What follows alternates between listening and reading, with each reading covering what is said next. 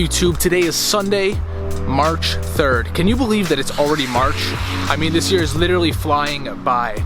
I'm trying to squeeze the last little bit of winter out of this year. This weekend I actually went up to Vermont to go skiing for the weekend. We got this dope Airbnb up there and we went skiing all day yesterday. My brother was actually able to come up and visit. I wasn't able to shoot a full vlog this weekend, but I did get a bunch of footage, so I'll roll a little montage right here, right now.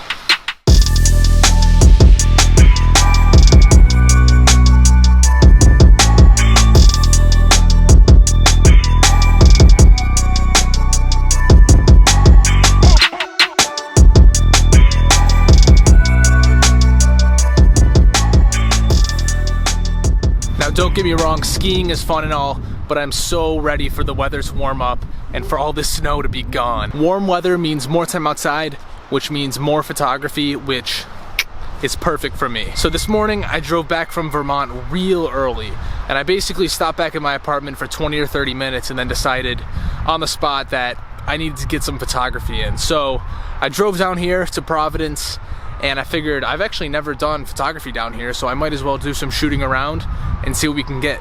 Before we jump into it, I wanted to show you this bag that I've been using for the past couple of weeks. It's called the Peak Design Everyday Sling Bag, and it's this tiny, like 5-liter bag that is pretty much the perfect size for the gear that I use. If you open it up, you can see that it's almost the perfect size for my FujiFilm camera, number one, but also then my GoPro. And then if you open up this flap right here, it's also the perfect size for me to fit one extra lens. It's literally the perfect bag for when you don't want to carry around a full-blown backpack and you don't want to haul around a ton of gear.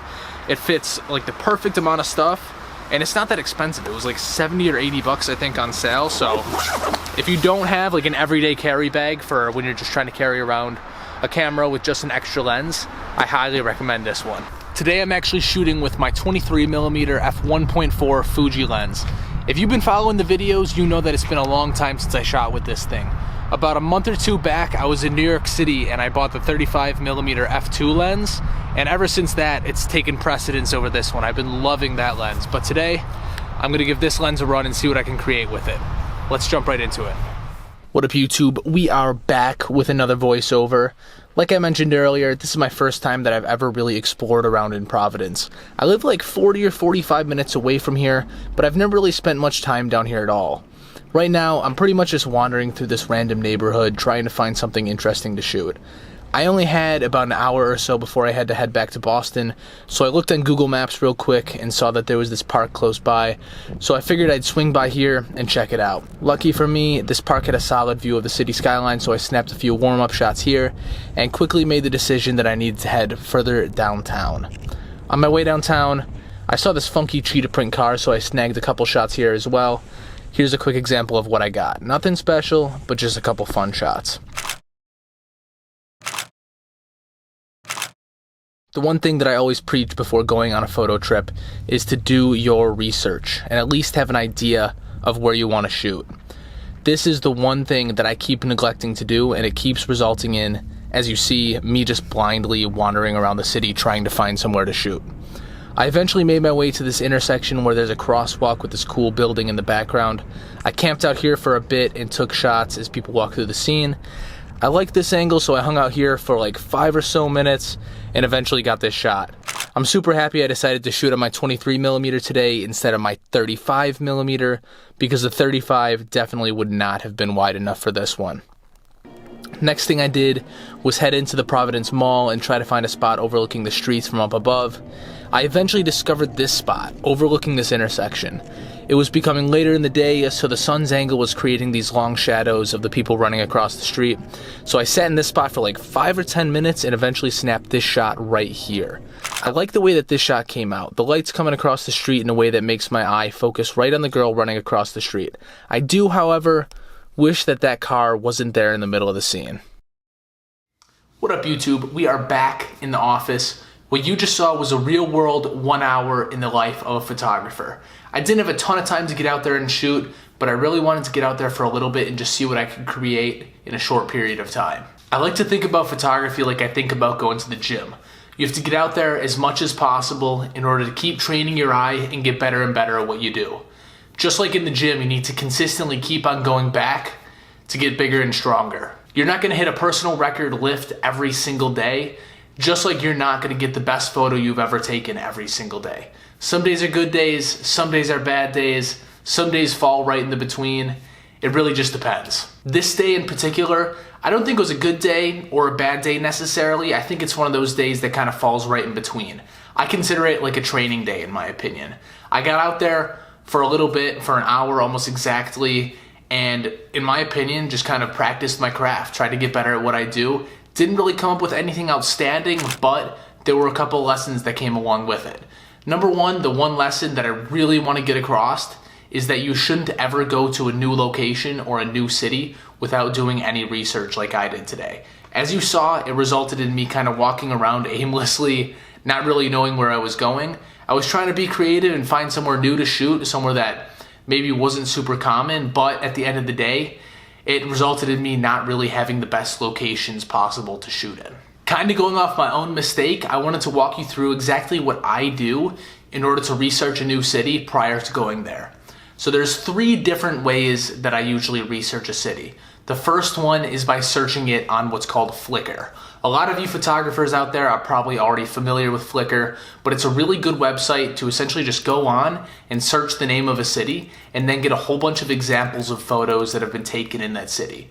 The one awesome thing about Flickr is that a lot of the photographers will oftentimes tag the gear that they use to take their photos, which gives you a good idea as to what lens you should bring in order to get the shots that you want to get. At the same time, oftentimes those photographers will tag the exact location of where they took those shots so that you'll know exactly where you need to go in order to get to that spot. The second way that I like to do research on a new city is just through Instagram. You can either search the city's location tag, as you know, people tag the location of where they took photos all the time, or you can search hashtags associated with that city. So for example, for Providence, you could search hashtag Providence, Rhode Island, or hashtag Providence RI. And you'll find a whole bunch of photos that were all taken in that city. One of the other really good things to do is search on Instagram for photography pages that are dedicated to photos in that city. I know that there's a ton of those pages for New York City in particular. There's also a ton of them for Boston and a whole bunch of other cities all over the country and all over the world. These are really good pages to find exactly where all the best photo spots are and even find some of the best photographers from those cities where you can then go look at their work to figure out where they take their photos. The third and final way that I usually do research is just through Google. Oftentimes what I'll do is search photography in blank, say Buffalo, New York, or Providence, or New York City, and you'll come up with a whole bunch of forums and articles and news articles all about where are the best spots to take photos in this city.